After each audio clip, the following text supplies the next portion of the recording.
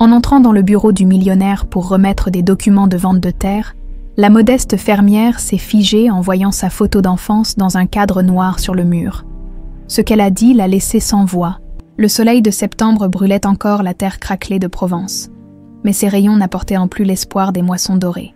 Éléonore Vautrin marchait lentement entre les rangées de lavandes desséchées, ses bottes soulevant des nuages de poussière qui retombaient comme des larmes sur sa robe de coton délavé.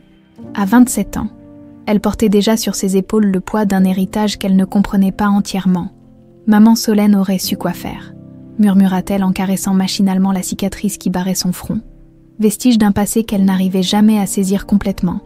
Les vignes qui s'étendaient à perte de vue racontaient une histoire de désolation, là où auraient dû pendre des grappes gorgées de soleil.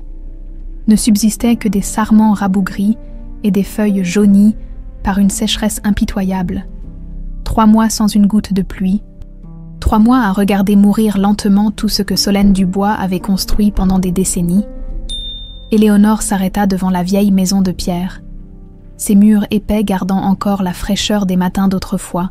Sur le perron, le rocking chair de Solène grinçait doucement dans la brise tiède, comme s'il attendait encore le retour de sa propriétaire. Cela faisait 6 mois maintenant que la vieille femme avait fermé les yeux, emportant dans sa tombe des secrets qu'Éléonore commençait seulement à soupçonner. « Tu es ma petite miracle », disait toujours Solène quand Éléonore était enfant, apparue dans ma vie comme un don du ciel. Mais pourquoi n'avait-elle jamais voulu expliquer les circonstances exactes de cette apparition, les factures impayées, s'empilaient sur la table de la cuisine, témoin implacable d'une réalité qu'Éléonore ne pouvait plus ignorer. Les dettes s'accumulaient depuis la mort de Solène, et la sécheresse avait porté le coup de grâce à une exploitation déjà fragilisée. L'eau manquait, les récoltes étaient perdues, et les créanciers commençaient à s'impatienter. Elle prit dans ses mains la lettre qu'elle avait reçue la semaine précédente. L'en-tête luxueux portait le nom Monclar Investissement, et la signature élégante d'un certain Bastien Monclar proposait un rachat de ses terres à un prix qui la laisserait sans dette, mais aussi sans racines. Monsieur Monclar souhaiterait rencontrer mademoiselle Vautrin dans nos bureaux parisiens pour discuter des modalités de cette transaction qui pourrait s'avérer mutuellement avantageuse. Avait écrit son assistante dans un français impeccable qui sentait l'argent et le pouvoir. Éléonore froissa la lettre entre ses doigts, avant de la lisser à nouveau. Elle connaissait ce nom, Monclar. Solène l'avait parfois murmuré dans son sommeil, accompagné de soupirs profonds et de larmes qu'elle croyait cachées, mais Éléonore n'avait jamais osé poser de questions. Le téléphone sonna, interrompant ses pensées. C'était Pierre Martel, le notaire de Gordes, sa voix grave trahissant l'embarras. « Éléonore, ma petite, j'ai eu des nouvelles de la banque. Il faut qu'on parle sérieusement. Les échéances. »« Je sais, maître Martel, » coupa-t-elle doucement. « J'ai reçu une proposition. Un certain Bastien Monclar veut acheter les terres. » Le silence qui suivit était lourd de sens. Pierre Martel avait connu Solène depuis l'enfance, et elle lui avait confié bien des secrets au fil des années. « Monclar, tu dis, Éléonore, il faut que tu saches. Solène m'avait fait promettre de ne rien dire de son vivant, mais maintenant, quoi donc ?» Le cœur d'Éléonore s'accéléra. « Ce nom, il faisait partie de ton passé, petite. Solène n'a jamais voulu me dire exactement comment, mais elle répétait toujours qu'un jour, le destin vous remettrait face à face. » Éléonore sentit ses jambes faiblir. « Que voulez-vous dire ? Va à Paris, ma petite, rencontre cet homme, mais sois prudente. Solène avait ses raisons de t'éloigner de certaines choses, et je crains que ce Monclar ne soit lié à des événements qu'elle voulait oublier. » Après avoir raccroché, Éléonore resta longtemps assise dans la cuisine silencieuse. Par la fenêtre, elle voyait les collines ondulées de Provence, qui s'étendaient jusqu'à l'horizon, ponctuées de cyprès et de masses abandonnées. Cette terre était tout ce qu'elle connaissait, tout ce qu'elle aimait, mais l'amour suffisait-il quand l'argent manquait ? Elle monta dans sa chambre et ouvrit l'armoire de Solène, respirant encore son parfum de lavande et de pain chaud. Au fond, cachée derrière de vieilles robes, elle trouva une petite boîte en métal qu'elle n'avait jamais osé ouvrir. Aujourd'hui, quelque chose la poussait à découvrir ce qu'elle contenait. À l'intérieur, des photos jaunies montraient une petite fille aux yeux verts, qui lui ressemblait étonnamment, mais dans des vêtements qu'elle ne reconnaissait pas, devant une maison qu'elle n'avait jamais vue. Au dos de l'une d'elles, l'écriture de Solène. Ma petite Éléonore, 7 ans, avant que tout change. Avant que tout change. Que s'était-il passé quand elle avait 7 ans? Ses premiers souvenirs ne remontaient qu'à l'âge de 8 ou 9 ans. Et encore, ils étaient flous, comme voilés par un brouillard épais. Le lendemain matin, Éléonore ferma soigneusement la maison, donna les clés à son voisin Marcel et prit le train pour Paris. Dans son sac, elle avait glissé les photos mystérieuses et tous les papiers concernant la propriété. Son reflet dans la vitre du wagon lui renvoyait l'image d'une femme déterminée mais inquiète. Ses yeux verts scrutant un avenir incertain, le paysage défilait, passant des champs de tournesol aux banlieues industrielles, puis aux immeubles haussmanniens de la capitale. À chaque kilomètre qui l'éloignait de chez elle, Éléonore sentait qu'elle se dirigeait vers quelque chose de plus grand qu'une simple transaction immobilière. Quand le train entra en gare de Lyon, elle serra son sac contre elle et pensa à Solène. « Aide-moi, maman », chuchota-t-elle. « Aide-moi à comprendre ce qui m'attend. » L'air de Paris sentait l'essence et les croissants chauds, mélange étrange qui lui rappela soudain quelque chose. Mais quoi? Un souvenir fugace, comme un parfum familier qu'on ne parvient pas à identifier. Demain, elle rencontrerait Bastien Monclar.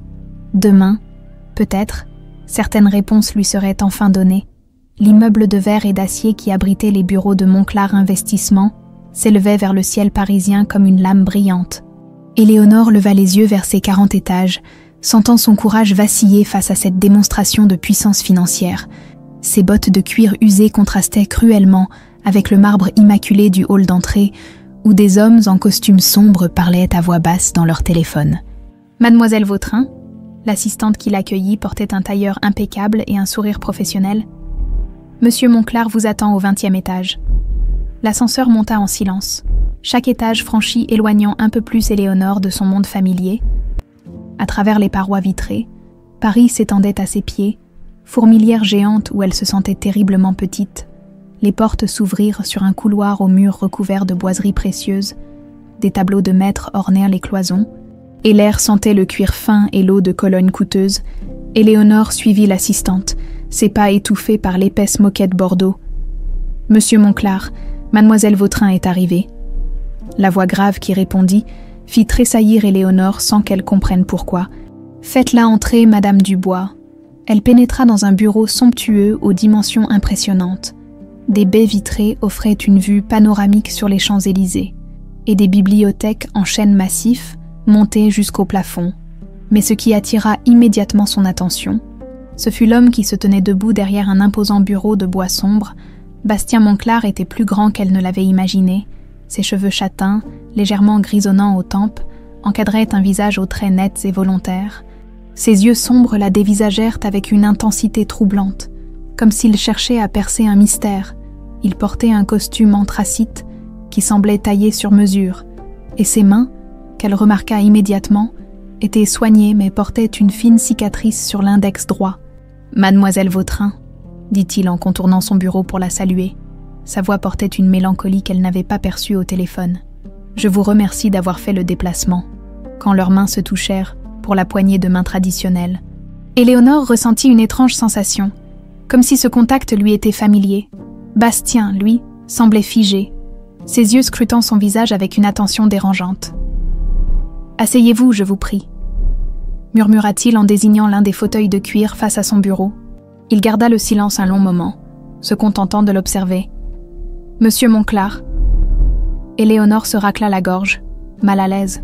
« Votre lettre mentionnait votre intérêt pour mes terres en Provence ?»« Oui, oui, bien sûr. » Il secoua la tête comme pour chasser une pensée parasite. « Pardonnez-moi, mais n'avons-nous pas déjà rencontré quelque part ?»« Je ne pense pas, » répondit Éléonore, bien qu'elle ressentît la même impression troublante. « Je vis dans un petit village près de Gordes. Je doute que nos chemins se soient croisés. » Bastien retourna s'asseoir, mais ses yeux ne quittaient pas son visage. « Vos yeux, ils sont d'un vert très particulier, et cette petite cicatrice sur votre front. » Instinctivement, Éléonore porta la main à sa cicatrice. « Un accident d'enfance. Je ne m'en souviens même pas vraiment. » Le visage de Bastien se durcit imperceptiblement. « Un accident d'enfance, » répéta-t-il lentement. « Quel âge aviez-vous ?»« Écoutez, monsieur Monclar, » dit Éléonore en se redressant. « Je ne suis pas venu ici pour parler de mes souvenirs d'enfance. Vos avocats ont mentionné une offre pour mes vignobles. Vous avez raison. Pardonnez-moi. Il ouvrit un dossier épais posé devant lui. Vos terres m'intéressent effectivement. Elles représentent un potentiel considérable pour mes projets de développement viticole en Provence. Pendant qu'il parlait chiffres et projets, Éléonore laissa son regard errer dans le bureau. C'est alors qu'elle remarqua, sur une étagère derrière lui, une photographie dans un cadre argenté. Son cœur s'arrêta. La photo montrait une famille. Un homme élégant, une femme souriante, un jeune homme d'une vingtaine d'années et une petite fille aux yeux verts, aux cheveux châtains bouclés, avec le même sourire qu'elle reconnaissait dans le miroir chaque matin. « Cette photo » murmura-t-elle, interrompant Bastien au milieu d'une phrase sur les rendements viticoles. Il suivit son regard et pâlit instantanément. « Quoi ? Cette petite fille, elle me ressemble. » Éléonore se leva, attirée malgré elle vers l'étagère. « Elle me ressemble énormément. » Bastien bondit de sa chaise, renversant des papiers dans sa précipitation. « Non, n'y touchez pas. » Mais Éléonore avait déjà saisi le cadre. La ressemblance était saisissante. La fillette avait ses yeux, son nez, même la façon particulière dont ses cheveux bouclaient autour de ses oreilles, et sur son front, une petite cicatrice, exactement au même endroit que la sienne. Qui est cet enfant ? Sa voix n'était plus qu'un souffle. Bastien lui arracha délicatement la photo des mains, ses propres mains tremblant visiblement. « Ma famille », dit-il d'une voix brisée. « Ma famille disparue. Il y a eu un incendie. Il y a 20 ans. » Ses yeux s'emplirent de larmes qu'il tenta vainement de refouler. « Mes parents et ma petite sœur, Éléonore. » Le prénom résonna dans l'air comme un coup de tonnerre. Éléonore sentit ses jambes se dérober sous elle et dut se raccrocher au bord du bureau. « Votre sœur » s'appelait Éléonore. « Éléonore Monclar » chuchota Bastien. Elle avait 7 ans. 7 ans quand tout a brûlé. Les images défilèrent dans l'esprit d'Éléonore comme des éclairs.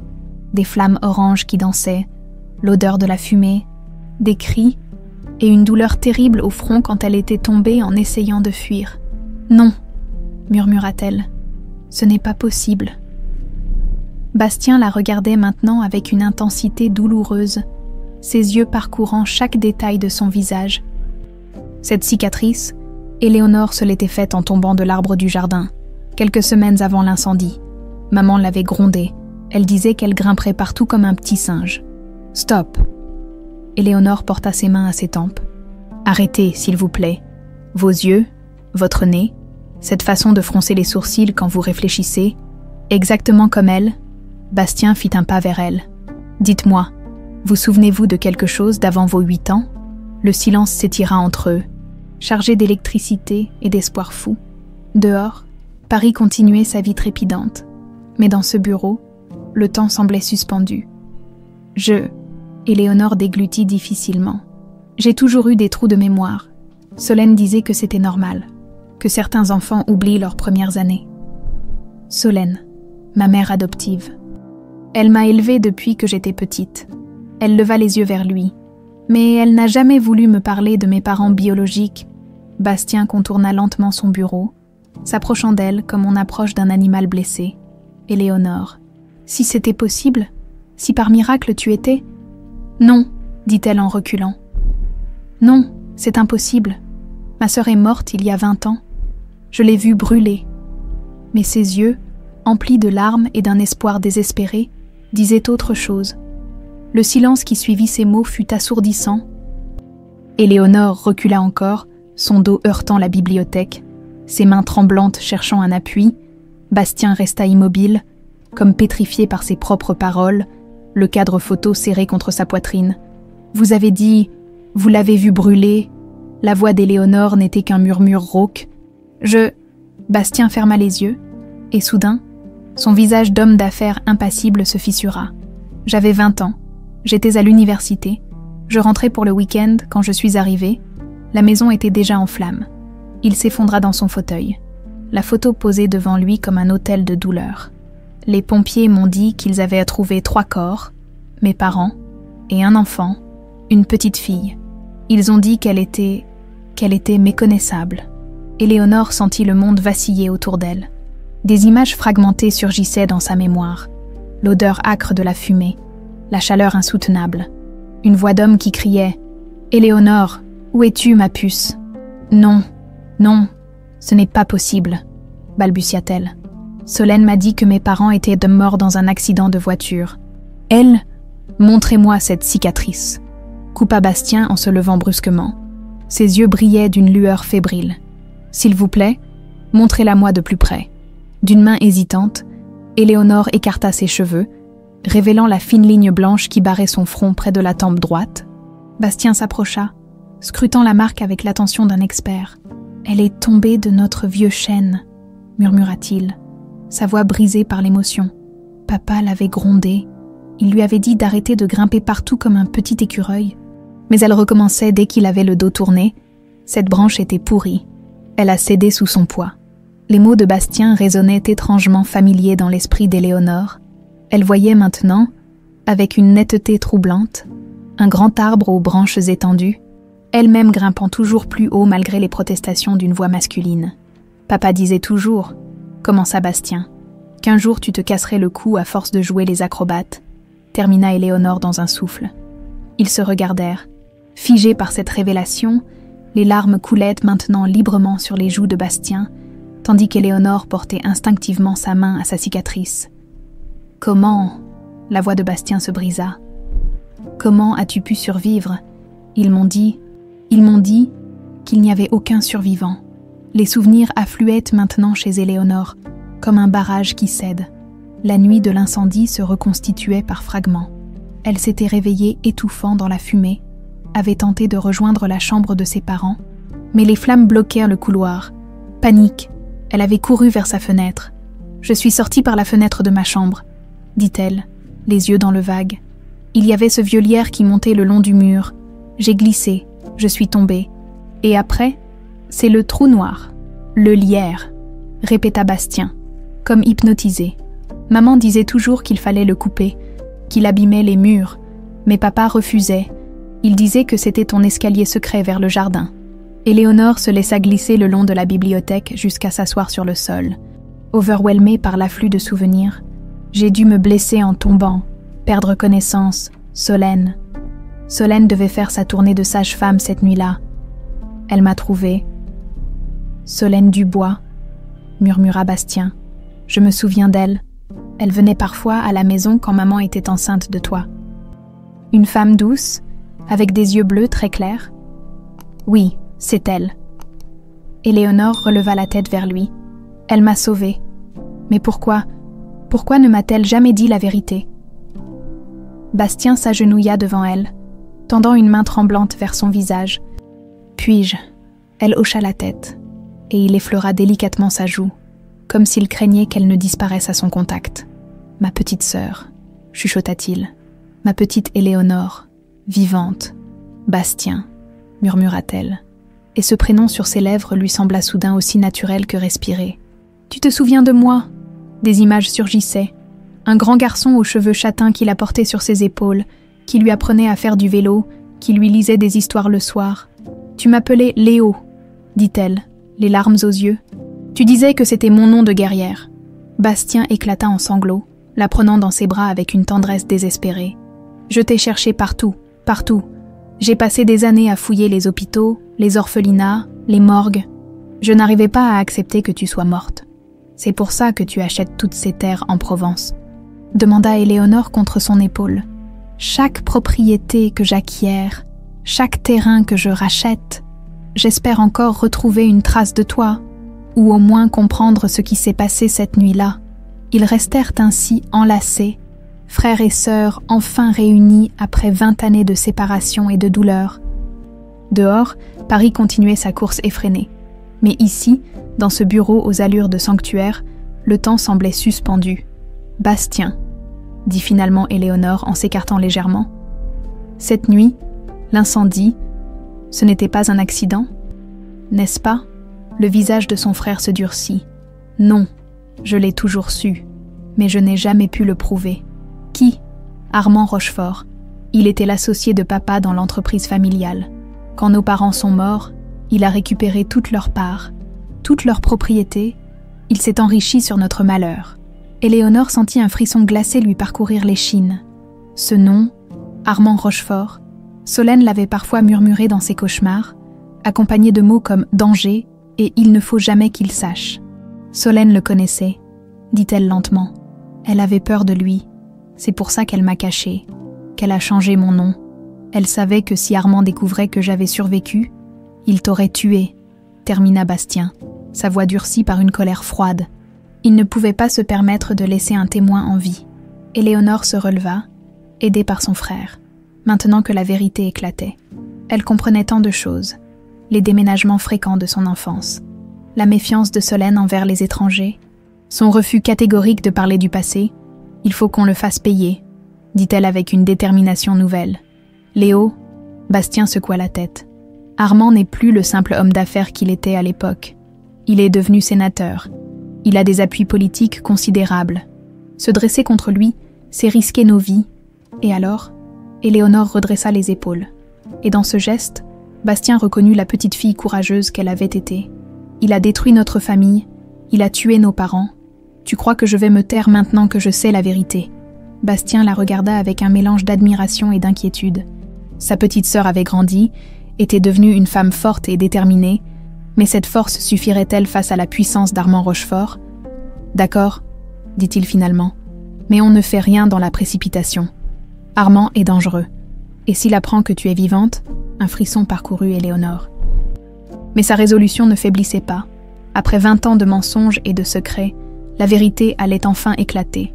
Le train du retour vers la Provence filait dans la nuit, ses phares trouant l'obscurité comme des lames de lumière. Éléonore regardait défiler le paysage sans le voir. L'esprit encore bouleversé par les révélations de l'après-midi, dans son sac, soigneusement rangé, se trouvait une copie de la photo de famille que Bastien lui avait donnée, ainsi qu'une carte de visite où il avait griffonné son numéro personnel. « Appelle-moi dès que tu arrives », avait-il insisté en la raccompagnant à la gare. « Et sois prudente, Léo, si Armand apprend que tu es vivante avant qu'on soit prêt. » Le surnom résonnait encore dans ses oreilles, doux et familier comme une berceuse oubliée. Léo, sa véritable identité, celle qu'elle avait perdue dans les flammes et la fumée il y a 20 ans. Le taxi la déposa devant la vieille maison de pierre. Juste avant minuit, Marcel, son voisin, lui rendit les clés avec un sourire endormi et quelques nouvelles du village. Mais Éléonore l'écoutait à peine, pressée de se retrouver seule pour mettre de l'ordre dans ses pensées. Une fois à l'intérieur, elle alluma toutes les lampes et se dirigea droit vers la chambre de Solène. Il fallait qu'elle comprenne.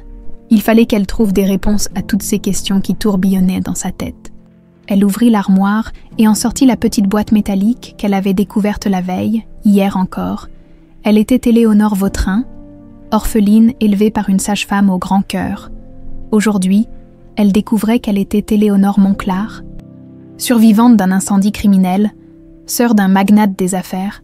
Les photos qu'elle étala sur le lit prenaient maintenant un sens nouveau. Cette petite fille souriante, c'était bien elle, cette maison inconnue, c'était sa vraie maison. Ces visages qu'elle ne reconnaissait pas, c'étaient ses vrais parents, au fond de la boîte. Ses doigts rencontrèrent quelque chose qu'elle avait raté la première fois, une lettre, cachetée, portant son nom d'une écriture qu'elle reconnut comme celle de Solène, « Ma chère Éléonore ». Commençait la lettre. « Si tu lis ces mots, c'est que je ne suis plus là pour te dire la vérité moi-même.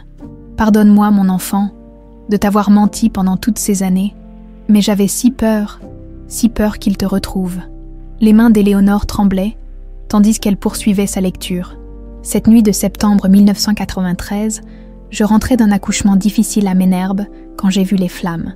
La maison Monclar brûlait comme une torche. J'ai couru vers l'incendie, espérant porter secours, mais tout était déjà perdu. C'est alors que je t'ai trouvée. Ma petite, inconsciente près du vieux lierre, couverte de suie et de sang. Tu respirais à peine. J'ai cru que tu allais mourir dans mes bras, mais quelque chose en toi refusait d'abandonner. Je t'ai emmenée chez moi. J'ai soigné tes blessures, et quand tu t'es réveillée 3 jours plus tard, tu ne te souvenais de rien? Armand Rochefort était déjà là, organisant les obsèques, récupérant les biens de la famille. Il m'a interrogée, voulait savoir si j'avais vu quelque chose d'inhabituel. Ses questions étaient trop précises, trop insistantes. J'ai compris qu'il cherchait à s'assurer qu'aucun témoin n'avait survécu. J'ai menti, j'ai dit que j'étais arrivée trop tard, que tout était déjà fini, et cette nuit-là, j'ai pris la décision qui allait changer nos vies, te garder et te protéger, quoi qu'il m'en coûte. Éléonore s'interrompit, les larmes brouillant sa vue. Solène avait sacrifié sa tranquillité, peut-être même sa sécurité, pour la sauver. Elle reprit sa lecture. Les premiers mois ont été difficiles. Tu faisais des cauchemars terribles. Tu te réveillais en criant des noms que je ne connaissais pas. Bastien, papa, maman. Tu parlais aussi d'un homme méchant qui voulait brûler la maison. J'ai compris que tu avais été témoin de quelque chose cette nuit-là, petit à petit, avec l'aide d'un médecin de Marseille qui me devait quelques services. Nous avons reconstruit ton histoire. Tu étais Éléonore Monclar, 7 ans, fille unique rescapée d'une famille prospère de vignerons, mais officiellement, Éléonore Monclar était morte dans l'incendie. J'ai créé de toutes pièces l'identité d'Éléonore Vautrin, ma nièce orpheline venue vivre avec moi après la mort de sa mère, ma sœur imaginaire. Les papiers n'étaient même pas difficiles à obtenir à l'époque, surtout quand on connaissait les bonnes personnes. Nous avons déménagé souvent les premières années. Chaque fois qu'Armand s'approchait trop, chaque fois que quelqu'un posait trop de questions, tu grandissais, tu t'épanouissais, mais ces déménagements t'inquiétaient. Un jour, tu m'as demandé pourquoi on bougeait tout le temps. J'ai inventé une histoire de dette, de créancier. Tu as eu pitié de ta vieille tante Solène. Quand tu as eu 15 ans, j'ai estimé qu'on pouvait enfin se poser. Armand était devenu sénateur. Il avait d'autres préoccupations que de fouiller le passé, et puis, tu avais tellement changé. Qui aurait pu reconnaître dans cette adolescente épanouie la petite fille traumatisée de l'incendie. Mais j'ai gardé tous ces souvenirs, toutes ces preuves, en espérant qu'un jour, tu pourrais retrouver ta vraie famille, car je savais qu'il y avait un survivant. Ton frère Bastien, j'ai suivi sa carrière de loin, j'ai vu comme il rachetait toutes les propriétés de Provence, comme s'il cherchait quelque chose, ou quelqu'un. Si tu lis cette lettre, c'est que le moment est venu. Fais attention à toi, ma chérie. Armand est devenu puissant, mais la vérité est plus forte que tout, et n'oublie jamais que, quoi qu'il arrive, tu as été la lumière de ma vie. La lettre était signée « Avec tout mon amour, maman Solène ». Et ces derniers mots achevèrent de briser le cœur d'Éléonore. Elle resta longtemps assise sur le lit, la lettre contre sa poitrine, pleurant à la fois de tristesse et de reconnaissance. Solène avait tout sacrifié pour elle, sa tranquillité, sa vie sociale, ses habitudes. Elle qui rêvait de finir ses jours dans son village natal avait passé 20 ans à fuir, à mentir, à se cacher. Tout cela pour protéger une enfant qui n'était même pas la sienne. Vers 3 heures du matin, épuisée par les émotions, Éléonore finit par s'endormir sur le lit de Solène, la photo de famille serrée dans sa main. Elle rêva de flammes et de fumée, mais aussi de rires d'enfants dans un jardin ensoleillé. Elle se vit grimpant dans un grand chêne sous le regard inquiet d'un homme aux cheveux châtains, son père, tandis qu'une femme blonde, sa mère, préparait le déjeuner sur la terrasse, et Bastien, son grand frère, qui lui apprenait à faire des ricochets sur l'étang, au réveil, vers 8 heures. Ces images étaient encore vives dans sa mémoire. Pour la première fois depuis 20 ans, elle se souvenait de sa vraie famille avec netteté. Le téléphone sonna. C'était Bastien. « Léo, comment vas-tu? Tu as bien voyagé? Ça va ?» mentit-elle, sa voix encore rauque de sommeil et de larmes. « Bastien, j'ai trouvé une lettre de Solène. Elle explique tout, comment elle m'a sauvée, pourquoi elle m'a cachée, et aussi pourquoi elle avait si peur d'Armand. » Le silence de Bastien était lourd de sens. « Il faut qu'on se revoie, » dit-il finalement. « Mais pas à Paris, trop risqué. Je vais venir en Provence. On a des choses importantes à discuter. » « D'accord. Mais Bastien, oui, merci d'avoir continué à me chercher. Merci de ne jamais avoir abandonné. Tu es ma petite sœur, Léo. Je t'aurais cherché jusqu'à la fin de mes jours s'il l'avait fallu. » Après avoir raccroché, Éléonore prépara du café et sortit sur la terrasse. Le soleil se levait sur les collines de Provence, dorant les vignes et les champs de lavande. Cette terre qu'elle aimait tant, cette terre pour laquelle elle avait failli tout sacrifier. C'était peut-être bien plus qu'un héritage de Solène. C'était peut-être un fragment de son véritable patrimoine familial. Demain, Bastien arriverait, et ensemble, ils commenceraient à planifier leur vengeance contre Armand Rochefort. À 300 km de là, dans un somptueux bureau du Sénat parisien, Armand Rochefort terminait sa lecture du rapport que lui avait remis son assistant privé. Ses doigts aux ongles parfaitement manucurés tapotaient nerveusement sur l'acajou poli de son bureau, un tic qui trahissait son agitation croissante. « Tu es certain de ces informations, Philippe ?» demanda-t-il sans lever les yeux du dossier. Philippe Martel, un homme maigre aux lunettes cercle d'or, hocha la tête avec assurance. « Absolument, monsieur le sénateur. Éléonore Vautrin s'est bien rendue hier au bureau de Monclar Investissement. Elle y est restée plus de 2 heures. » Armand se leva et se dirigea vers la baie vitrée qui donnait sur les jardins du Luxembourg.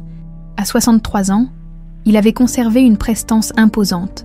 Ses cheveux argentés étaient parfaitement coiffés. Son costume Savile-Row tombait impeccablement sur sa silhouette encore athlétique, mais derrière cette façade distinguée se cachait un homme rongé par la paranoïa et capable des pires bassesses. « Une simple transaction immobilière qui dure 2 heures, marmonna-t-il, c'est inhabituel. Mes sources chez Monclar parlent d'une rencontre très émotionnelle, ajouta Philippe en consultant ses notes. Apparemment, Bastien Monclar était dans tous ses états après le départ de cette femme. Armand se retourna brusquement. Émotionnel? Dans quel sens? Difficile à dire, mais il semblerait qu'il ait annulé tous ses rendez-vous du reste de la semaine et qu'il ait demandé à son chauffeur de préparer la voiture pour un départ vers le sud. Un frisson glacé parcourut l'échine d'Armand. Depuis 20 ans, il surveillait discrètement les activités de Bastien Monclar. Il savait que le jeune homme, devenu un magnate des affaires, n'avait jamais cessé de racheter des propriétés en Provence, particulièrement dans la région où avait vécu sa famille. Il savait aussi que Bastien n'avait jamais vraiment accepté la version officielle de l'incendie. « Montre-moi à nouveau cette photo », ordonna-t-il. Philippe sortit une série de clichés pris par un photographe privé devant l'immeuble de Monclar Investissement. On y voyait une jeune femme brune aux cheveux bouclés, élégante malgré sa tenue simple, sortant du bâtiment en compagnie de Bastien. Armand examina attentivement le visage de la femme. Quelque chose dans ses traits lui paraissait familier. Mais il n'arrivait pas à mettre le doigt sur ce qui le troublait. « Dis-moi tout ce que tu sais sur cette Éléonore Vautrin », demanda-t-il en s'installant dans son fauteuil de cuir. Philippe ouvrit un dossier épais. Éléonore Vautrin, 27 ans, née officiellement à Marseille, mais élevée en Provence par sa tante adoptive. Solène Dubois, sage-femme décédée il y a 6 mois, propriétaire d'un domaine viticole près de Gordes, actuellement en difficulté financière suite à la sécheresse de cet été. Solène Dubois. Armand fronça les sourcils. Ce nom lui disait quelque chose. Un problème, monsieur le sénateur? Non, continue. Aucun antécédent judiciaire, pas d'activité politique connue, une vie plutôt tranquille jusqu'à récemment, mais, il y a quelques incohérences dans son dossier civil, des déménagements fréquents pendant son enfance, des changements d'école inexpliqués, des périodes où elle semble avoir disparu des registres administratifs. Armand se redressa. Ces éléments éveillaient en lui une inquiétude grandissante. Il connaissait ses patterns, c'étaient exactement ceux d'une identité reconstituée, d'une personne cachée. Philippe, je veux que tu fasses des recherches plus approfondies, remonte jusqu'à sa naissance si nécessaire, et trouve-moi tout ce que tu peux sur cette Solène Dubois. Bien, monsieur. Autre chose. Armand hésita un instant. Oui, je veux aussi que tu me trouves des photos d'Éléonore Vautrin enfant, n'importe lesquelles, photos scolaires, documents d'identité, tout ce que tu peux dénicher. Après le départ de Philippe, Armand resta seul dans son bureau, l'esprit en ébullition. Il se dirigea vers son coffre-fort personnel et en sortit un dossier qu'il n'avait pas ouvert depuis des années. Le dossier Monclar, à l'intérieur, des coupures de presse jaunies relataient l'incendie tragique qui avait coûté la vie à toute une famille. Des photos de la maison en flammes, des témoignages de voisins, le rapport officiel des pompiers et aussi, soigneusement conservé, une photo de famille prise quelques mois avant le drame. Charles et Isabelle Monclar souriaient à l'objectif, entourant leurs 2 enfants, Bastien, alors âgé de 20 ans, et la petite Éléonore, 7 ans, avec ses boucles châtaines et ses grands yeux verts. Armand sortit la photo récente d'Éléonore Vautrin et la plaça à côté de l'ancienne photo de famille. Son sang se glaça. La ressemblance était frappante, pas seulement physique, mais dans l'expression, dans la façon de tenir la tête, dans ce petit pli au coin des yeux quand elle souriait. Cette femme n'était pas une simple acheteuse de vin attirée par les affaires de Bastien Monclar. Cette femme était Éléonore Monclar. « Impossible, murmura-t-il. Elle est morte. Je l'ai vue brûler. » Mais même en prononçant ces mots, il savait qu'il mentait. Cette nuit de septembre 1993, dans sa précipitation à effacer toute trace de son crime, il n'avait pas vérifié personnellement les corps. Il avait fait confiance au rapport des pompiers, aux témoignages des premiers secours. Il se souvenait maintenant de Solène Dubois, cette sage-femme qui était arrivée sur les lieux de l'incendie en même temps que les secours. Elle prétendait revenir d'un accouchement et avoir vu les flammes de loin. Elle avait posé beaucoup de questions, cette femme, trop de questions.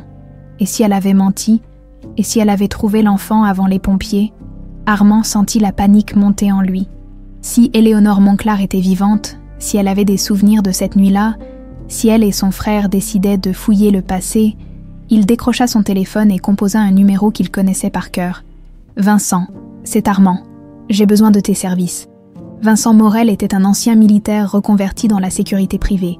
Officiellement, il dirigeait une société de protection rapprochée pour hommes politiques. Officieusement, il réglait les problèmes délicats d'Armand depuis 15 ans. « Que puis-je faire pour vous, sénateur ? Il y a une situation qui nécessite ton attention immédiate. Une femme, Éléonore Vautrin, propriétaire d'un domaine près de Gordes. Je veux tout savoir sur elle. Ses habitudes, ses contacts, ses faiblesses. Et je veux qu'elle soit surveillée 24 heures sur 24. Considérez que c'est fait. Niveau de priorité. » Armand hésita. Jusqu'où était-il prêt à aller pour protéger ses secrets? « Maximum, » répondit-il finalement. « Et Vincent, prépare-toi à d'éventuelles mesures plus définitives. » Le silence au bout du fil était éloquent. Vincent avait compris. « Bien reçu, sénateur. Je mobilise mes meilleures équipes. » Après avoir raccroché, Armand retourna à la fenêtre. Paris s'étendait à ses pieds. Cette ville où il avait construit son empire sur les cendres de la famille Monclar, sénateur respecté, homme d'affaires prospère, figure influente de la politique française, tout cela pourrait s'écrouler si la vérité sur l'incendie de 1993 venait à éclater. Il avait tué une fois pour protéger ses intérêts, il était prêt à recommencer. Mais d'abord, il fallait qu'il en soit certain. Il fallait qu'il confirme ses soupçons. Il rappela Philippe. « Je veux que tu organises une rencontre avec cette Éléonore Vautrin. Trouve un prétexte, un projet agricole, une subvention européenne. N'importe quoi. Il faut que je la voie de mes propres yeux. Quand? Le plus tôt possible, demain si c'est faisable. » Armand raccrocha et se dirigea vers un autre coffre, plus petit, dissimulé derrière un tableau, à l'intérieur, un revolver et plusieurs passeports établis à différents noms. Des outils qu'il espérait ne jamais avoir à utiliser à nouveau. Mais si Éléonore Monclar était vraiment revenue d'entre les morts pour le hanter, il serait prêt. Éléonore venait tout juste de terminer sa conversation téléphonique avec Bastien quand on frappa à sa porte. Par la fenêtre de la cuisine, elle aperçut une Citroën noire aux vitres teintées garée devant chez elle. Son sang se figea. Personne à Gordes ne conduisait ce genre de voiture. Elle entr'ouvrit prudemment la porte, gardant la chaîne de sécurité. Mademoiselle Vautrin. L'homme qui se tenait sur le perron était élégamment vêtu d'un costume sombre, la cinquantaine, des cheveux gris parfaitement coiffés, des lunettes cerclées d'or. Philippe Martel, du cabinet du sénateur Rochefort. Puis-je entrer? J'aimerais vous parler d'une opportunité qui pourrait vous intéresser. Le nom de Rochefort fit l'effet d'une décharge électrique. Éléonore sentit ses mains trembler, mais elle s'efforça de garder une voix neutre. Quel genre d'opportunité? Une subvention européenne pour la modernisation des exploitations viticoles en difficulté? Le sénateur Rochefort pilote ce dossier personnellement. Philippe Martel sourit, mais ses yeux restaient froids. Puis-je entrer? Il fait plutôt chaud aujourd'hui. Éléonore hésita. Chaque fibre de son être lui criait de claquer la porte. Mais la curiosité l'emporta. Elle détacha la chaîne et recula pour laisser entrer l'homme. « Merci, charmante demeure », dit-il en examinant la cuisine rustique avec un regard d'expert. « Cela fait longtemps que vous vivez ici. »« Depuis toujours », répondit Éléonore prudemment. « Enfin, depuis que ma tante adoptive m'a recueillie. »« Ah oui, Solène Dubois, paix à son âme. » Philippe sortit un dossier de sa mallette. « Nous avons été désolés d'apprendre son décès.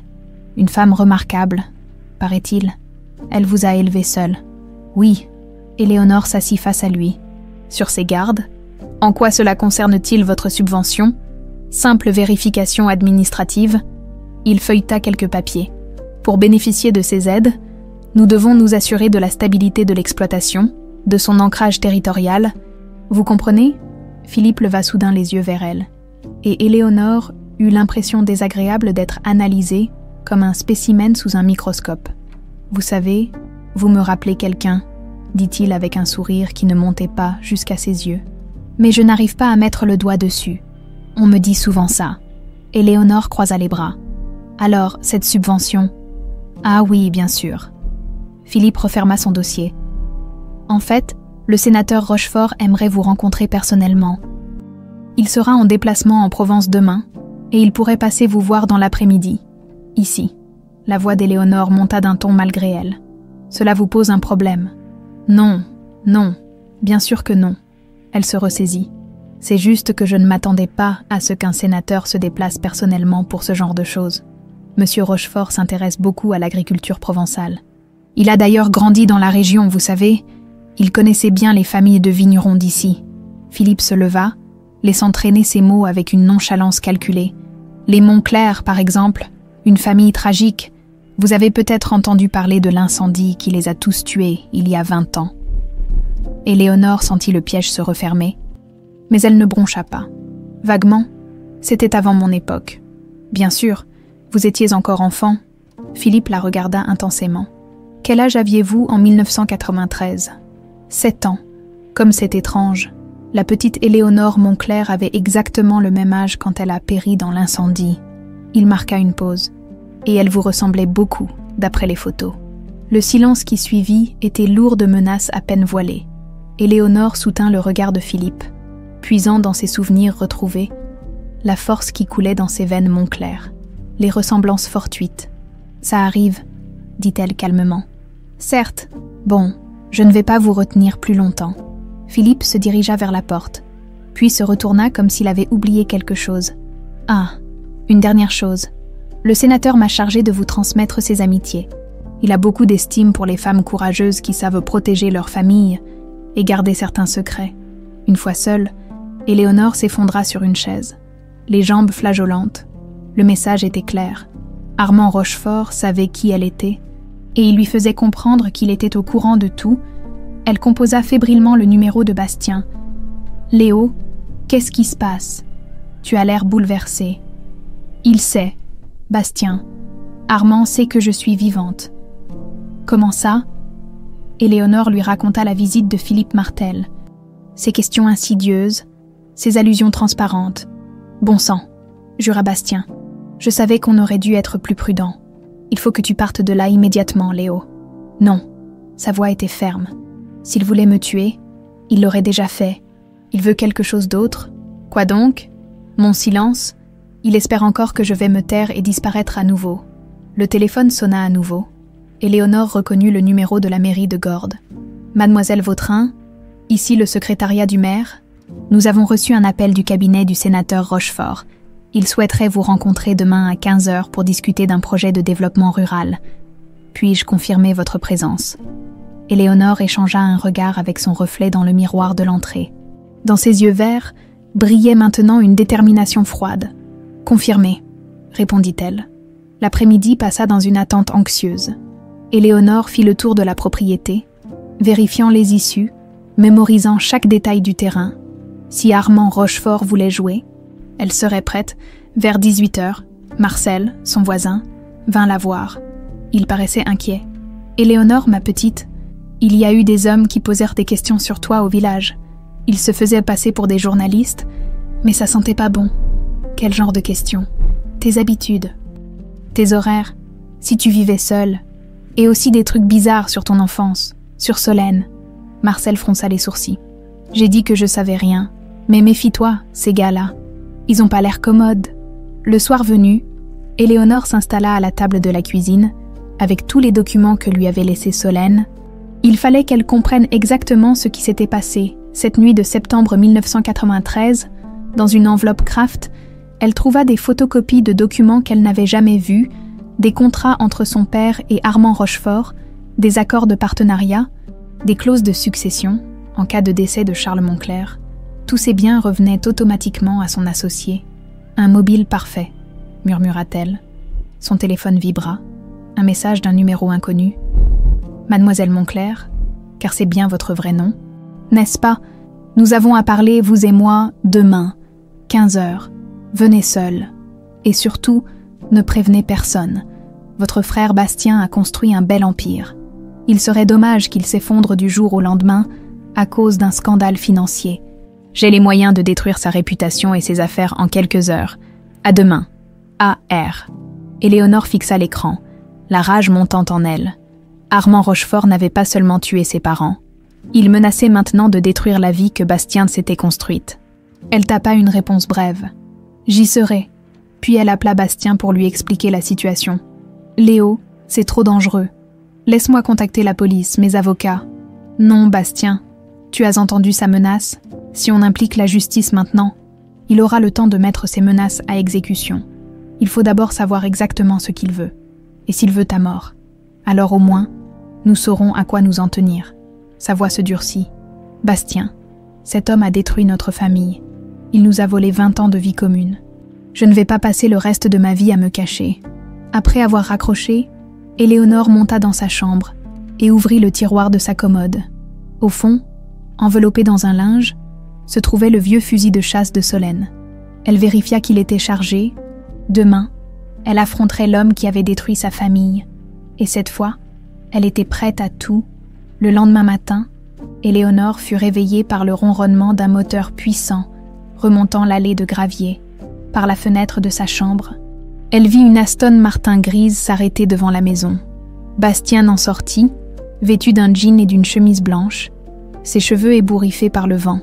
Il avait l'air d'avoir conduit toute la nuit. Elle descendit lui ouvrir, pieds nus, encore en pyjama. « Tu es fou d'être venu », dit-elle en se jetant dans ses bras. « Et si on nous surveille? Alors ils verront un homme d'affaires parisien venu racheter des terres à une vigneronne en difficulté. » Il la serra contre lui. « Je ne pouvais pas te laisser affronter Armand seul. Léo. » Ils s'installèrent dans la cuisine où Éléonore prépara du café. La lumière dorée du matin filtrait à travers les volets de bois, créant des raies sur la table rustique où elle étala tous les documents trouvés dans les affaires de Solène. « Regarde ça, » dit-elle en poussant vers lui les photocopies des contrats. Papa avait tout misé sur cette association avec Armand. En cas de décès, tous ses biens revenaient automatiquement à son fidèle associé. Bastien examina les papiers, ses mâchoires se crispant au fur et à mesure de sa lecture. Ce salaud avait tout planifié. Regarde cette clause. En cas de disparition simultanée de Charles Moncler et de ses héritiers directs, l'intégralité du patrimoine familial sera transférée à Armand Rochefort, seul survivant de la société. Heureusement, il ne savait pas que j'avais survécu, murmura Éléonore. Et il ne sait toujours pas à quel point tu te souviens de cette nuit-là. Bastien releva les yeux vers elle. Tu te rappelles quelque chose de précis? Des détails qui pourraient l'incriminer? Éléonore ferma les yeux, fouillant dans sa mémoire retrouvée. Je me souviens des voix d'hommes dans le salon, papa qui criait après quelqu'un, et puis l'odeur d'essence. Quelqu'un avait répandu de l'essence dans la maison. Tu es sûre? Certaine cette odeur. Je la sentais même dans ma chambre. Et j'ai entendu papa dire « Armand, tu es devenu fou, on peut régler ça autrement. » Bastien serra les poings. Ce fumier les a brûlés vifs. Il y a autre chose. Éléonore sortit une dernière enveloppe des affaires de Solène. Elle avait gardé ça en sécurité toutes ces années. L'enveloppe contenait une clé USB et une note de Solène. « Si jamais il arrive quelque chose à Éléonore, remettez ceci à la police. Enregistrement audio de la nuit du 15 septembre 1993. » Solène avait enregistré quelque chose. Bastien se leva d'un bond. Apparemment, oui. Éléonore alla chercher son ordinateur portable. Elle devait avoir un magnétophone dans sa voiture de sage-femme, pour ses rapports médicaux. Ils branchèrent la clé USB et ouvrirent le fichier audio. D'abord, on n'entendait que des grésillements et le bruit d'un moteur. Puis, distinctement, la voix de Solène. 15 septembre 1993, 2h47. Je reviens de l'accouchement des jumeaux Bernardin. Il y a un incendie chez les Moncler. Je m'arrête pour porter secours. Ensuite, sa voix s'éloignait, mais on entendait des cris, des bruits de pas précipités, et soudain, très clairement, la voix d'Armand Rochefort. « Vincent, as-tu vérifié qu'il n'y avait personne d'autre dans la maison ?»« Oui, patron. Les parents sont dans leur chambre. Le gamin est à l'université. Seule la petite était là, mais elle a sauté par sa fenêtre. Elle doit être morte avec la chute. Tu es sûre qu'elle est morte? Avec cette hauteur et les flammes qui arrivent, aucune chance. Et même si elle avait survécu, elle ne se souviendrait de rien. Un gosse de cet âge. La voix d'Armand s'éloignait, mais on l'entendait encore dire « Parfait, dans quelques heures, tout sera fini. Le domaine Montclair m'appartiendra enfin. » L'enregistrement s'arrêtait là. Éléonore et Bastien se regardèrent. Abasourdis, ils tenaient enfin la preuve formelle de la culpabilité d'Armand. « Cette ordure, » souffla Bastien. « Il parlait même de toi comme si tu étais déjà morte. Vincent, ce doit être le même Vincent qui travaille encore pour lui aujourd'hui, celui qui a organisé la surveillance de ma maison. » Bastien se leva et se mit à faire les 100 pas dans la cuisine. « Avec cet enregistrement, on peut l'envoyer en prison à vie. Il faut qu'on aille voir la police immédiatement. » « Non, » dit Éléonore fermement. « D'abord, on va le confronter. Je veux voir sa tête quand il comprendra qu'on sait tout. » « Léo, c'est de la folie. Cet homme est dangereux. Justement, si on implique la police maintenant, il aura le temps de faire disparaître des preuves, de faire pression sur des témoins. Il faut d'abord l'acculer, le forcer à se découvrir. » Elle regarda l'horloge. 11 heures. Armand devait arriver dans 4 heures. « On va lui tendre un piège, » décida-t-elle. « Tu vas te cacher dans la grange avec l'enregistrement. Moi, je vais le faire parler, l'amener à avouer ses crimes. Tu filmeras tout avec ton téléphone. Et s'il devient violent ?» Éléonore lui montra le fusil de chasse qu'elle avait posé près de la porte. « J'ai grandi à la campagne, Bastien. Je sais me servir de ça. » L'après-midi passa rapidement en préparatifs. Bastien installa une caméra discrète dans la cuisine et vérifia que l'enregistrement de Solène était bien sauvegardé sur plusieurs supports. Éléonore répéta mentalement ce qu'elle allait dire à Armand, cherchant les mots qui le forceraient à se trahir. À 14h30, ils virent la voiture d'Armand remonter l'allée. Une Mercedes noire aux vitres teintées, suivie d'un second véhicule. « Il n'est pas venu seul », constata Bastien en observant depuis la fenêtre de l'étage. « Tant mieux, plus il y aura de témoins, mieux ce sera. » Bastien serra sa sœur dans ses bras. « Sois prudente, Léo. Au moindre problème, tu cries, et j'arrive. N'aie pas peur. Après 20 ans, il est temps que justice soit rendue. » Éléonore alla ouvrir la porte, avant qu'Armand n'ait eu le temps de frapper. L'homme qui se tenait devant elle avait 63 ans, mais paraissait encore vigoureux. Ses cheveux argentés étaient parfaitement coiffés. Son costume impeccable, seuls ses yeux trahissaient une froideur glaciale. « Mademoiselle, vos trains », dit-il avec un sourire qui n'atteignait pas ses yeux. Ou devrais-je dire Mademoiselle Montclair. « Entrez, sénateur. Nous avons effectivement beaucoup de choses à nous dire. » Armand pénétra dans la cuisine. Suivi de Vincent Morel, l'homme qu'elle avait entendu sur l'enregistrement, plus âgé maintenant, mais elle reconnaissait sa voix rauque. « Jolie maison », commenta Armand en examinant les lieux. « Solène Dubois avait bon goût, dommage qu'elle soit morte avec tous ses secrets. »« Pas tous ses secrets », répliqua Éléonore calmement. Armand se retourna vers elle, et pour la première fois, elle vit une lueur d'inquiétude traverser son regard. « Que voulez-vous dire ?»« Asseyez-vous, sénateur. Il est temps que nous parlions du 15 septembre 1993. » Le visage d'Armand se durcit. Mais il prit place à la table de la cuisine, Vincent restant debout derrière lui comme un garde du corps. « Je vous écoute. » Éléonore, en entendant son vrai prénom dans la bouche de cet homme, elle sentit une rage froide l'envahir. Mais elle garda son calme. Dans quelques minutes, 20 ans d'injustice seraient enfin réparés. Armand s'installa confortablement sur la chaise de bois, croisant les jambes avec une nonchalance calculée. Ses yeux perçants ne quittaient pas Éléonore. L'étudiant, comme un prédateur, évalue sa proie. « Vous savez, » dit-il en sortant un étui à cigarettes en argent, « quand Philippe m'a parlé de vous hier, j'ai tout de suite su, cette façon de froncer les sourcils quand vous réfléchissez. Exactement comme votre mère. » Éléonore tressaillit malgré elle. « Vous n'avez pas le droit de parler d'elle. Au contraire, j'ai tous les droits. » Armand alluma sa cigarette avec un briquet en or. « Isabelle et moi étions très proches, avant qu'elle n'épouse votre père. Vous mentez, vraiment. » Il souffla la fumée vers le plafond. « Demandez donc à votre frère de vous raconter pourquoi vos parents se disputaient si souvent les derniers mois. Isabelle avait découvert certaines irrégularités dans nos affaires communes. Vincent Morel se déplaça légèrement, se rapprochant de la fenêtre qui donnait sur la grange où se cachait Bastien, et Léonore sentit son pouce accélérer. Quelles irrégularités! Votre père était un excellent vigneron, mais un piètre homme d'affaires. Armand tapota sa cigarette au-dessus d'une soucoupe.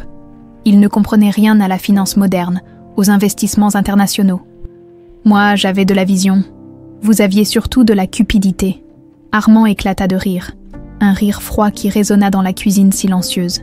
De la cupidité, ma chère enfant. J'ai transformé une petite exploitation familiale en empire viticole. Regardez ce que sont devenus les vins Montclair sous ma direction. Une marque mondiale, des vignobles dans 3 pays, des profits que votre père n'aurait jamais pu imaginer, construits sur le sang de ma famille. Votre famille était condamnée de toute façon. Le ton d'Armand se durcit. Charles refusait tous mes projets d'expansion, toutes mes propositions de modernisation. Il voulait rester un petit propriétaire provincial, cultivant ses quelques hectares comme son grand-père. Éléonore se leva et se dirigea vers l'évier, dos à Armand. Feignant de rincer des verres, en réalité, elle vérifiait que le fusil était toujours à portée de main. Alors vous avez décidé de l'éliminer. J'ai décidé de sauver l'entreprise. Armand tira une longue bouffée. Charles était sur le point de tout vendre à des concurrents étrangers. Il allait brader le patrimoine familial par pure obstination. Et ma mère, elle était d'accord avec vous. Un sourire cruel étira les lèvres d'Armand. Isabelle commençait à comprendre. Elle voyait que j'avais raison, que l'avenir était avec moi. Si elle avait vécu, elle aurait craché à la figure d'un assassin comme vous. Le visage d'Armand se ferma instantanément. Il écrasa sa cigarette avec violence. Vous ne savez rien de ce qui s'est passé cette nuit-là? Détrompez-vous. Éléonore se retourna lentement. Je me souviens de tout, maintenant. Vos voix dans le salon, l'odeur d'essence, papa qui vous suppliait d'arrêter. Vincent fit un pas vers elle, mais Armand l'arrêta d'un geste. Impossible. Vous étiez une enfant traumatisée. Les souvenirs d'enfance sont peu fiables. Pas quand ils sont confirmés par des preuves, pour la première fois. Une lueur d'inquiétude genuine traversa le regard d'Armand. Quelle preuve? Éléonore s'approcha de la table, s'arrêtant juste hors de portée de Vincent. Solène n'était pas seulement sage-femme, elle était aussi très minutieuse. Elle enregistrait tout. Ses interventions, ses déplacements nocturnes, ses observations. Vous bluffez. La nuit du 15 septembre 1993, elle revenait d'un accouchement difficile. Les jumeaux Bernardin, vous vous souvenez? Elle avait laissé son magnétophone en marche dans sa voiture. Le visage d'Armand blêmit. Elle a tout enregistré, Armand. Votre conversation avec Vincent, vos aveux, vos plans pour récupérer l'héritage, tout. Vincent porta instinctivement la main à son arme, mais Armand lui fit signe de ne pas bouger. Même si c'était vrai, dit-il lentement. Cet enregistrement n'aurait aucune valeur légale après 20 ans, et Solène est morte. Mais moi, je suis vivante, et je suis prête à témoigner. Armand se leva brusquement, renversant sa chaise. Vous ne comprenez pas dans quoi vous vous engagez. Petite fille, je ne suis plus le simple associé de votre père. J'ai des appuis au plus haut niveau de l'État, des amis puissants, des moyens considérables. Vous avez aussi du sang sur les mains. Et alors, sa façade de respectabilité tomba enfin, révélant la véritable nature de l'homme. Vous croyez que la justice m'inquiète. J'ai des juges dans ma poche, des procureurs qui me doivent leur carrière. Qui va croire une petite vigneronne endettée contre un sénateur de la République? Peut-être personne. Admit Éléonore. Mais Bastien a des moyens, lui aussi, et des relations dans la presse. Bastien, Armand ricana. Votre cher frère ne pourra bientôt plus rien pour personne. Figurez-vous que mes services viennent de découvrir d'étranges irrégularités dans ses comptes offshore. Évasion fiscale, blanchiment d'argent, de quoi l'envoyer en prison pour 10 ans. Vous avez fabriqué de fausses preuves. J'ai les moyens de rendre ces preuves très convaincantes. Il se rapprocha d'elle, menaçant. Alors voici ma proposition. Ma chère Éléonore, vous disparaissez à nouveau, vous prenez un nouveau nom, vous partez à l'étranger, et vous oubliez définitivement le nom Montclair. Et en échange, votre frère garde sa liberté et ses biens. Refusez. Et demain matin, la police perquisitionnera ses bureaux.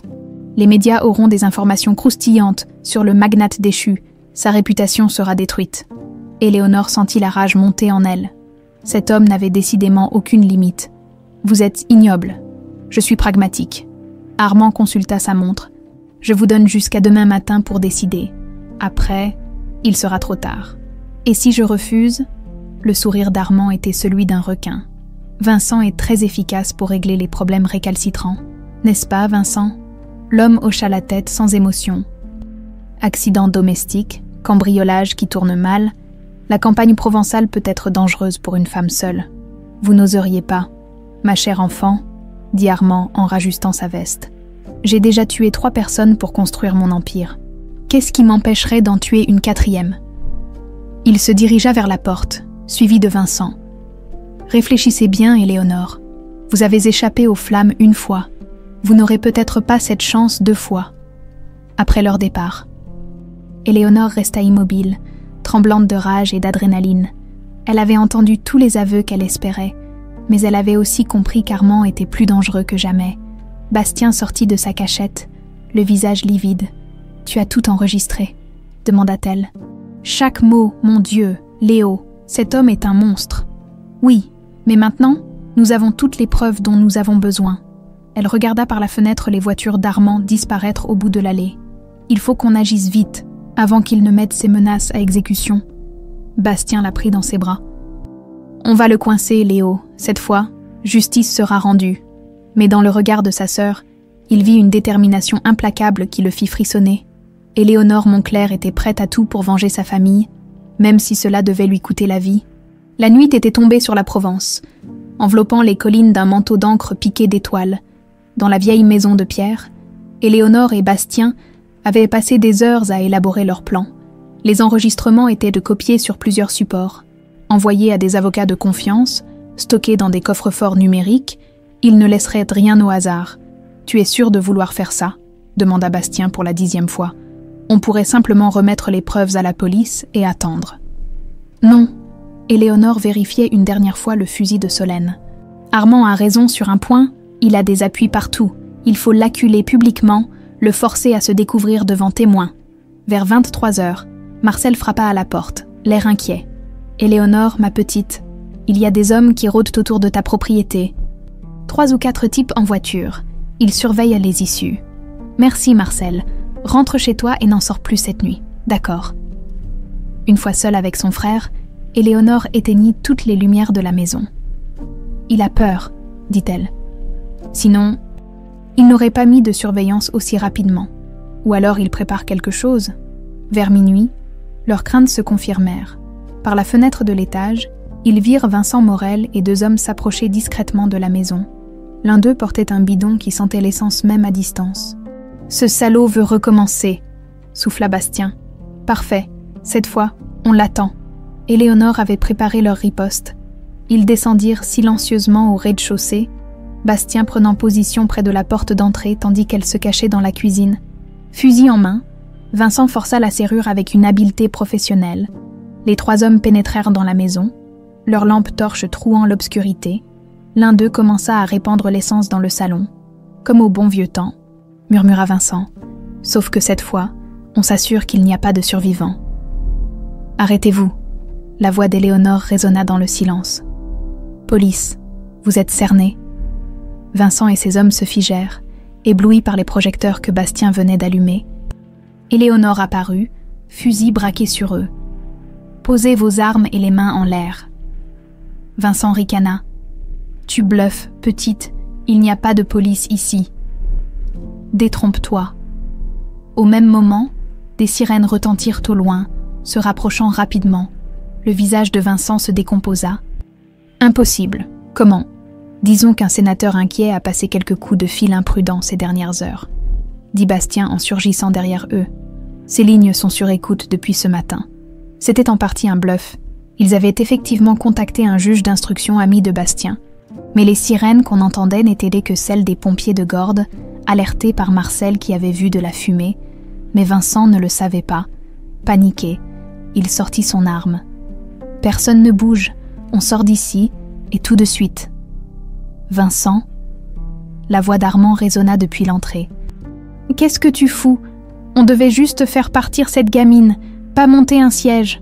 Patron, il y a un problème. Ils ont contacté les flics. » Armand apparut dans l'encadrement de la porte, vêtu d'un costume sombre, ses cheveux d'habitude parfaits ébouriffés par l'inquiétude. « Merde !» Je savais qu'on aurait dû s'en tenir au plan original. Quel plan original ? Demanda Éléonore, gardant son fusil braqué sur Vincent. Armand la regarda avec un mélange de haine et d'admiration. Un petit accident de voiture sur une route de montagne. Propre, discret, sans témoin. Il haussa les épaules.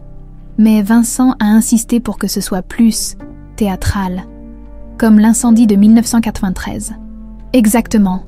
Une tradition familiale, en quelque sorte. Les sirènes se rapprochaient. Armand consulta sa montre, calculant ses chances. « Vous savez, dit-il soudain, vous me rappelez beaucoup vos parents cette nuit-là. Isabelle avait la même expression déterminée quand elle a essayé de me convaincre d'épargner Charles. Vous mentez, pas du tout. Votre mère était pragmatique. Elle avait compris que Charles était un obstacle au développement de l'entreprise. Elle était même prête à partir avec moi. C'est faux. » Éléonore sentit ses mains trembler sur le fusil. « Vraiment. Alors pourquoi croyez-vous qu'elle ne vous a pas réveillé quand l'incendie a commencé ? Elle pensait que vous dormiriez jusqu'à la fin, que ce serait indolore. Vous êtes un menteur. Je suis un homme d'affaires, ma chère. Et votre mère l'était aussi. Elle avait juste fait le mauvais choix d'associer à l'époque. » Bastien fit un pas en avant, les poings serrés. « Salaud, tu mens pour nous faire du mal. Je dis la vérité. » Armand sourit cruellement. Isabelle n'a changé d'avis qu'au dernier moment, quand elle a réalisé que je ne l'épargnerai pas non plus. C'est là qu'elle a essayé de vous réveiller. Trop tard. Éléonore sentit quelque chose se briser en elle. Ses paroles, vraies ou fausses, ravivaient des souvenirs enfouis. Sa mère qui entrait dans sa chambre cette nuit-là, l'air étrange, qui l'embrassait comme pour lui dire adieu. Vous l'avez tuée alors qu'elle vous faisait confiance. J'ai éliminé un témoin gênant. Armand haussa les épaules. Les affaires sont les affaires. C'est à ce moment-là que Vincent, profitant de la distraction, bondit vers Éléonore. Le coup de fusil partit, assourdissant dans l'espace clos. Vincent s'effondra, touché à l'épaule. Dans la confusion qui suivit, l'un des hommes de Vincent renversa le bidon d'essence près de la cheminée où des braises rougeoyaient encore. Les flammes jaillirent instantanément, se propageant avec une rapidité terrifiante. « Sortez, sortez tous !» cria Bastien, mais Armand, au lieu de fuir, se dirigea vers Éléonore, un pistolet à la main. « Si je dois mourir ce soir, tu mourras avec moi, petite garce. »« Non !» Bastien se jeta entre sa sœur et Armand. Au moment où le coup partait, il s'effondra, du sang coulant de sa poitrine. « Bastien !» Éléonore se précipita vers son frère. Les flammes gagnaient du terrain, léchant les poutres anciennes de la cuisine. La fumée envahissait rapidement la pièce. Armand titubait, touché par ricochet à la jambe. Ses yeux brillaient d'une lueur démente. « Comme c'est poétique !» haleta-t-il. « Les derniers Montclair vont brûler ensemble, exactement comme leurs parents. » Il leva à nouveau son arme vers Éléonore, mais celle-ci avait rechargé son fusil. « Pour mes parents, » dit-elle calmement. « Pour Solène, pour tous ceux que vous avez détruits. » Le coup de fusil fit exploser la fenêtre derrière Armand. L'homme chancela, regarda le sang qui coulait de sa poitrine, puis s'effondra sur le sol de pierre. « Éléonore !» La voix de Bastien était faible. « Sors, sors d'ici, pas sans toi. » Elle le hissa sur ses épaules avec une force qu'elle ne se connaissait pas et se dirigea vers la porte. Derrière eux, les flammes dévoraient tout. Les meubles de Solène, les souvenirs de son enfance retrouvés, les dernières traces de sa vie cachée. Mais cette fois, elle ne fuyait pas seule. Cette fois, elle sauvait ce qui comptait le plus. Son frère. Sa famille retrouvée, dehors, les pompiers arrivaient enfin, suivis de la police. En voyant Armand Rochefort gisant dans les flammes, ils comprirent que l'affaire était plus complexe qu'un simple incendie domestique. Vincent, blessé mais vivant, fut arrêté. Les enregistrements de Solène, les aveux filmés d'Armand, tout constituait un dossier en béton pour la justice. Éléonore regarda sa maison brûlée, serrant la main de Bastien que les secours emmenaient vers l'ambulance. « C'est fini » murmura-t-elle. « Enfin fini !» 20 ans après l'incendie qui avait détruit sa famille, les flammes avaient finalement eu raison d'Armand Rochefort. 6 mois plus tard, le soleil printanier baignait les collines de Provence d'une lumière dorée, caressant les jeunes pousses de lavande qui commençaient à pointer leurs têtes violettes. Éléonore se tenait sur la terrasse de la nouvelle maison, une construction moderne en pierre locale qui respectait l'architecture traditionnelle tout en offrant le confort contemporain. « Les vignes reprennent bien », dit Bastien en la rejoignant, une tasse de café à la main.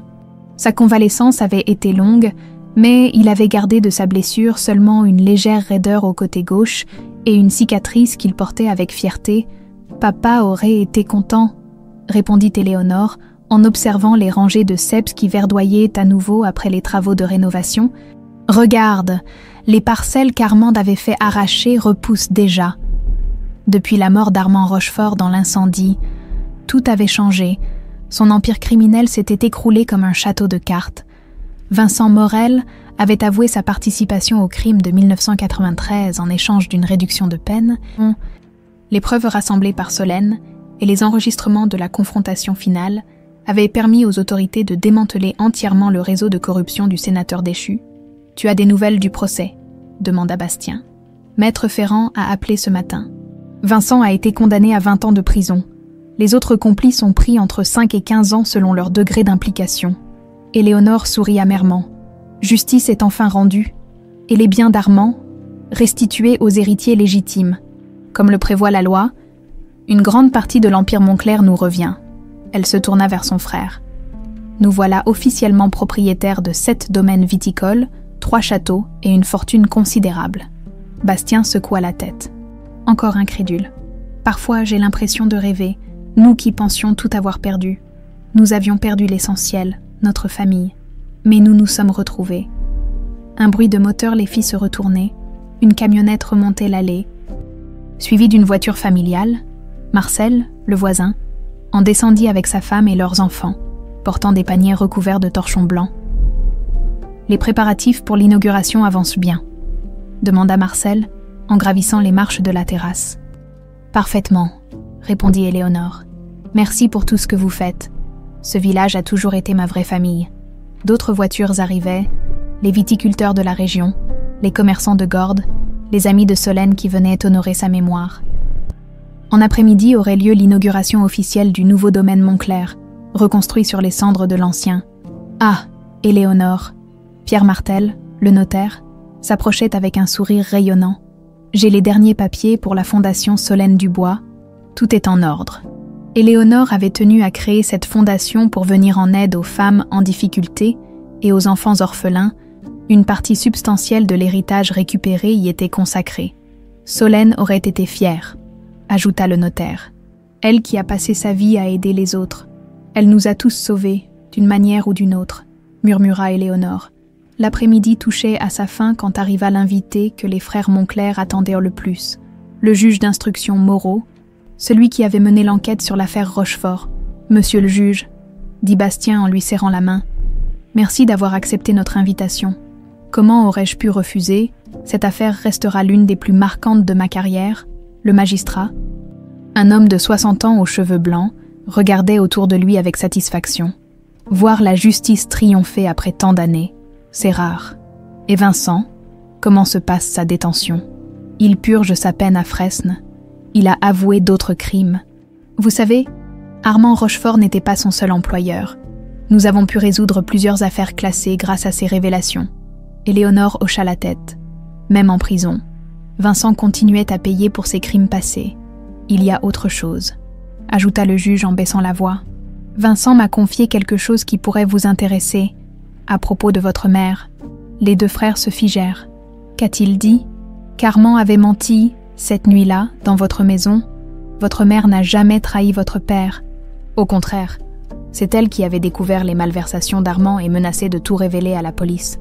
Éléonore sentit ses yeux s'embuer. Ces mots effacèrent la dernière blessure laissée par les mensonges d'Armand. Elle est morte en héroïne, continua le juge. Vincent a entendu toute la conversation, jusqu'au bout. Elle a essayé de protéger sa famille. Bastien passa un bras autour des épaules de sa sœur. Nos parents peuvent enfin reposer en paix. La soirée se poursuivit dans une ambiance chaleureuse. Les invités se succédaient pour féliciter les frères Montclair, goûter les premiers vins issus de la nouvelle exploitation, admirer la reconstruction du domaine.